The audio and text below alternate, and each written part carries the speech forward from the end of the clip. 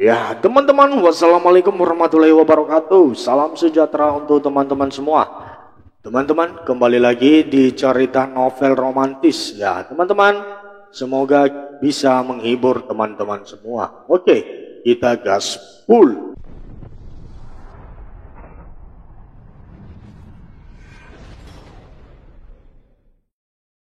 Episode 80. CEO dingin dan gadis SMU. Jenny memutar bola matanya jengah. Makanya cari pacar Pak Ron, biar bisa mojok. Atau mau dicarikan? Tawar Jenny. Dia juga menyenggol Alex memberi kode supaya membantunya. Iya Ron, tuh ada teman Jenny cantik-cantik. Bisa pilih salah satu. Sayang ada yang jomblo tidak temannya. Biar bisa kita jodohkan Pak Ron, kata Alex. Ada tuh si Donna. Dia anaknya lebih dewasa. Aku sering curhat sama dia, Bi. Beda sama kembarannya yang masih centil dan labil. Donna sama sepertiku, belum pernah pacaran. Jadi masih ori, Pak Ron. Jenny merekomendasikan Donna pada Ronald. Saya sudah tua, Nona. Apa masih pantas mendapatkan yang masih remaja dan ori? Bahkan saya sudah sering dihianati, Nona. Jawab Ronald. Pak Ron, itu namanya pesimis. Optimis dong. Masa sudah kalah sebelum berperang? Lihat tuh Pak Ronald, kan ganteng, rajin. Pekerjaan mapan apalagi coba yang kurang. Ucap Jenny. Sayang, jangan memuji pria lain di depan suamimu sendiri. Kesal Alex. B, ini cuma untuk menyemangati Pak Ron, bukan memujinya. Sayang, buat aku suamiku yang paling ganteng sedunia, bisik Jenny. Iya deh, percaya. Benar Ron, ternyata kesalahan masa lalu itu perlu untuk pelajaran buat kita. Tidak untuk dipendam dan disesali terus. Dan kalau kita mencoba sesuatu yang baru, lihat contohnya gue Ron. Begitu mengenal gadis aneh dan barbar, hidupku lebih berwarna. Alex membumbui kata-kata Jenny dan meminta Ronald untuk membuka hatinya. Iya, yang ada sekarang bucin. Tuh bocah killer, bos killernya, jawab Ronald. Jessica langsung pulang ke rumah. Dia teriak-teriak dan marah-marah. Jessie bahkan membanting barang-barang di ruang tamu. Jesslyn yang baru pulang dari kampus kaget melihat kakaknya yang menggila. Yolanda juga turun menemui putri sulungnya itu. Ada apa ini pulang-pulang membanting barang-barang? Teriak-teriak bikin pusing saja, bentak Yolanda. Jesslyn mengurungkan niatnya untuk masuk. Dia lebih memilih mendengarkan ibu dan anak itu dari luar. Ini semua gara-gara bocah sialan. Murohan itu mah. Jessie dipecat dari kantor Daniel. Jessie tidak akan lulus tahun ini mah. Jessica mengadu pada ibunya. Kenapa bisa dipecat? Apa yang sudah kamu lakukan? Hah? Yolanda ikut-ikutan marah. Bukan Jessie mah, tapi Jenny mah. Jenny yang menyebabkan semuanya. Semua ini gara-gara mama juga. Jessica mengacak rambutnya. Kok mama yang disalahkan? Bicara yang jelas, bentak Yola. Ini juga gara-gara si bodoh Jasok itu. Bagaimana bisa kalian yang berada di kamar itu bukan Jenny? Lihat sekarang bocah murohan itu malah dinikahi Daniel Alexander. Dan hari ini gue dipecat. Yolanda juga ikut shock mendengarkan kalau Jennifer dinikahi oleh Alex. Apa? Dinikahi Mr. Daniel? Dan bocah itu memecat kamu. Yola memastikan sekali lagi ucapan Jessie. Iya ma. Dan Daniel memeluknya di depan Jessie. Sakit mas, sakit. Hihihi.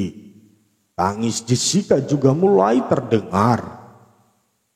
Bukannya hari ini bocah itu dihadang anak buah Jason. Bagaimana caranya dia bisa lolos? Jason turun. Perintah Yola pada Jason. Kenapa sih teriak-teriak seperti toa di musola saja? Kesal Jason. Hari ini mereka sudah bertengkar karena Jason belum juga mendapat pekerjaan. Apa yang dilakukan teman lu itu? Kenapa bocah sialan itu bisa lolos? Marah Yola. Dia saja yang beruntung. Tiba-tiba berbelok di sebuah perusahaan berlian. Jawab Jason. Sialan. Bocah itu memang pembawa sial bagi kita. Bagaimanapun caranya kita harus bisa menghabisinya. Barulah hidup mama akan tenang. Ucap Yolanda. Iya ma, Daniela harus jadi milik gue. Tidak akan gue biarkan dia hidup enak di balik penderitaan gue. Geram Jessica. Jesslyn mendengar semuanya. Rencana mama dan kakaknya sangat mengerikan. Dulu dia tidak menyetujui saat mereka memberi obat laknat itu pada Jenny. Dan jadi mereka yang kena karma. Aku tidak mau ikut-ikutan rencana jahat itu. Tapi aku harus bagaimana? Kalau pergi dari sini aku tidak punya uang. Terus bagaimana dong? Hanya Jenny satu-satunya jalan keluarnya. Aku harus bicara padanya sebelum semua terjadi. Dan sekarang lebih baik pura-pura tidak tahu saja. Supaya lebih aman. Gumam Jesslyn. Lalu dia membuka pintu rumah. Pura-pura baru pulang. Ada apa ini ma? Kok rumahnya berantakan begini? Tanya Jesslyn. Dari mana saja kamu? Jam segini baru pulang. Yola malah membentaknya. Melampiaskan kemarahan yang tersisa. Maaf, hari ini ada tugas dari kampus untuk mempromosikan kampus kami, ma. Jawab Jesslyn. Promosi. Memang dapat uang dengan mempromosikan kampus sialan itu. Kesal Yola. Ya tidak ma, tapi ini tugas kampus. Paling kami akan dapat bonus nilai dan uang saku ma. Jawab Jesslyn. Mumpung kamu masih tingkat 2, lebih baik kamu keluar atau pindah kampus saja. Kuliah di sana juga tidak bikin pinter dan kaya. Lihat ke kamu. Tinggal magang saja malah tidak diluluskan. Ucap Yola. Loh, memang kenapa kak? Kakak sudah magang 2 bulan loh. Tinggal 2 bulan lagi memang Kak Jessie ada masalah di tempat magang kakak. Atau dengan pihak kampus? Tanya Jesslyn. Bukan urusan lu. Masuk sana. Yang ada lu cuma ngerecohin saja seperti waktu itu. Dengus Jessica. Jesslyn diam saja dan langsung ke atas menuju ke kamarnya. Mending cuma cuekin saja. Kalau itu Jenny yang jadi Jesslyn, sudah dipukul atau dijambak sebagai bahan pelampiasan. Si Jesslyn lama-lama juga ngesalin ma. Sekarang dia suka menasihati gue. Memang sudah jadi ustazah. Jadi rencana kita jangan-jangan sampai ketahuan Jesslyn. Bisa-bisa mengacaukan semuanya. Ucap Jessica. Iya sayang. Ya sudah, kamu sebaiknya mandi sana. Nanti kita bicarakan rencana yang bagus dan matang. Ucap Yola.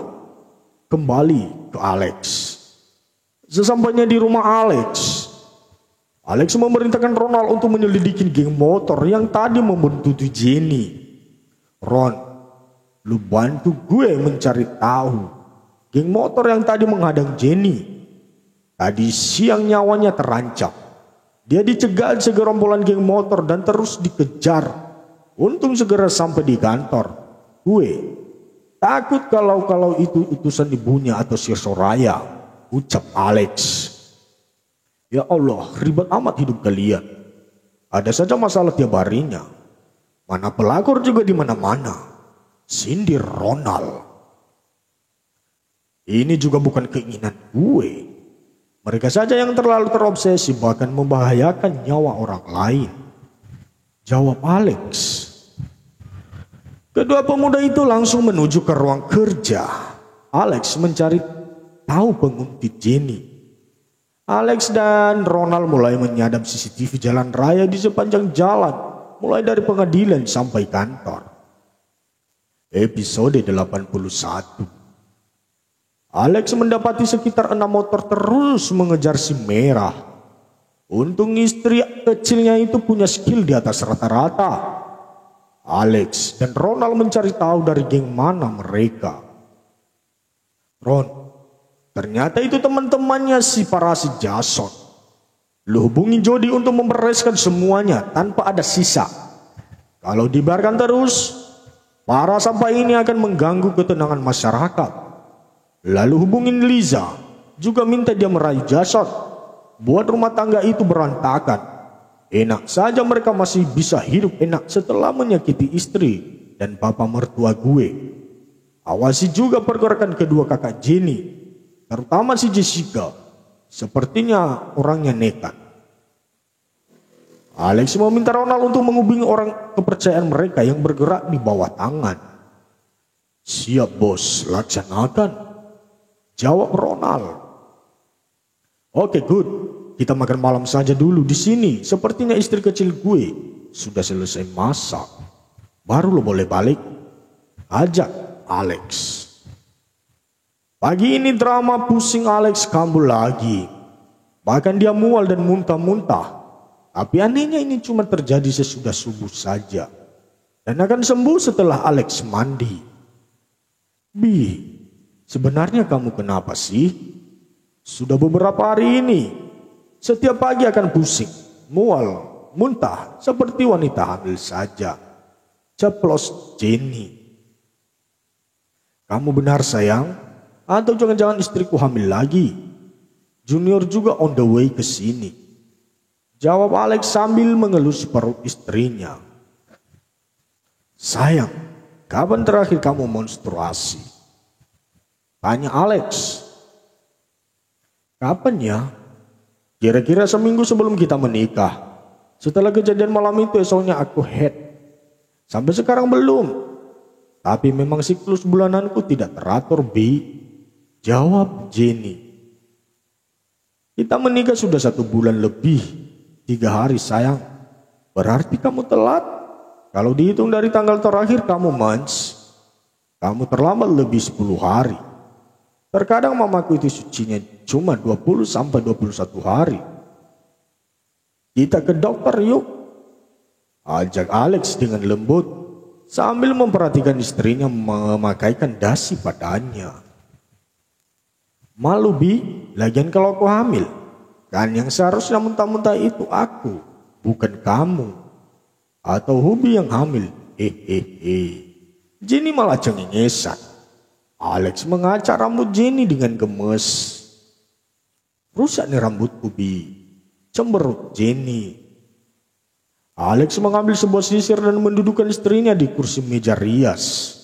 Alex menyisir rambut Jenny yang sudah mulai panjang. Kamu cantik banget sayang. Kalau rambutnya panjang begini kan lebih feminim. Dan yang pasti natural. Alex memeluk leher Jenny, meletakkan dagunya di kepala si tomboy itu. Sayang, orang hamil itu tidak harus si ibu yang mengalami ngidam atau mual, muntah. Bisa juga ayah bayi yang mengalaminya. Dan itu disebut kehamilan simpatik. Jadi si ibu malah kadang tidak tahu kalau dirinya hamil. Alex menjelaskan kalau bisa jadi memang hamil dan dia yang ngidam. Tapi bagaimana kalau ternyata aku tidak hamil dan sakit kamu itu cuma karena masuk angin atau kecapean main kuda-kudaan? Jenny memastikan perasaan Alex. Alex mengecup rambut Jenny yang dengan sayang. Tidak apa-apa, berarti usaha kita belum maksimal. Dan Allah belum mempercayakan semua itu pada kita. Alex menjelaskan kalau semua itu Allah yang menentukan. Dan mereka yang berusaha. Jenny mengangguk, menyetujui usul Alex untuk ke dokter kandungan. Tapi pagi ini aku ada ujian praktik Bi. Bagaimana kalau sore saja? Kamu kan juga sudah pulang kerja. Jenny mengusulkan kalau ke dokternya sore saja setelah Alex pulang kerja. Oke, setuju. Tapi ngomong-ngomong, kamu ujian apa hari ini? Kalau olahraga jangan ikut ya. Alex melarang Jenny ikut ujian praktek mata pelajaran olahraga. Kenapa? Terus nilaiku bagaimana? Tanya Jenny penasaran. Alex jongkok di depan Jenny dan mengelus perut yang masih rata itu. Sayang, bagaimana kalau benar di dalam sini ada junior kita? Dan dia masih muda banget, jadi usianya sangat rentan. Dan tidak boleh terlalu banyak aktivitas, terutama olahraga berat, lari, loncat-loncat. Terus bagaimana nanti kalau kram? Ucap Alex menjelaskan sedikit tentang kehamilan pada Jenny yang masih sangat awam itu. Kok kamu tahu banyak? Heran Jenny. Aku sering baca, sebagai seorang suami kita harus siaga. Makanya aku banyak membaca buku. Bahkan soal kehamilan saya. Kata-kata Alex sangat lembut dan adem di telinga Jenny. Suamiku romantis sekali. Udah ganteng, baik, tajir lagi. Jadi meleleh adik bang. Jenny mencium pipi Alex singkat. Dia berjanji akan hati-hati dan tidak mengikuti ujian praktik hari ini. Dia akan memilih mengerjakan makalah atau apalah nantinya. Tapi Jenny bingung, apa alasan dia tidak ikut ujian. Tapi alasan apa? Kalau pelajaran biasa sih langsung bolos kan enak. Tapi ini ujian juga menentukan nilai akhir aku B. Jenny bingung dengan alasan apa yang akan dikatakan ke guru. Aku akan membuatkan surat, nanti kamu tinggal berikan ke gurunya. Oke, kata Alex. Oke, kalau begitu mah, setuju banget. Lebih baik makan yang banyak di kantin, biar dedek sehat. Kata Jenny memegang tangan Alex yang masih menempel di perutnya. Ya sudah, ayo sarapan dan berangkat. Aku sudah sembuh. Paling pusing lagi nanti siang seperti kemarin. Alex dan Jenny mengambil tas mereka di ruang kerja Alex, baru turun untuk sarapan. Pagi ini Alex melarang Jenny memakai motor ke sekolah. Dia akan mengantar istrinya langsung. Alex tidak mau orang geng motor itu mengganggu lagi. Sebelum Alex bisa memastikan keadaan benar-benar aman. Dan juga Alex takut kalau Jenny ngebut, itu akan tidak bagus untuk janinnya. Sayang, mulai sekarang aku akan mengantar jemput kamu. Dan si Mira istirahat dulu ya. Aku takut kalau orang-orang itu mengejar kamu lagi. Ternyata mereka orang-orang suruhan Jason. Alex meminta kunci motor Jenny dan akan mengantarnya. Iya deh, nurut kata suami. Jawab Jenny pasrah. Alex dengan sabar membuka pintu mobil untuk istri tercinta dan berangkat ke sekolah Jenny. Sayang, bagaimana nanti kalau anak-anak sekolah tahu aku hamil? Mereka pasti akan membuli dan menghinaku, kata Jenny. Tidak akan. Sebentar lagi kamu ujian nasional dan paling 2 bulan lagi wisuda. Jadi belum kelihatan ini dedeknya. Masih sembunyi dia. Khawatir mamanya malu. Jawab Alex. Apa tahu saja ya dek. Jawab Jenny yang menirukan suara anak kecil. Haha. Mama lucu deh kalau sedang menirukan suara kamu. Oh iya sayang, setelah ini kamu mau kuliah di mana? Teman-teman kamu pasti sudah pada daftar semua kan? Tanya Alex. Akhirnya pegat juga. Aku pengen yang sama dengan Twins D saja di kampus Papa David. Tapi nanti kalau perutnya besar bagaimana? Di DO.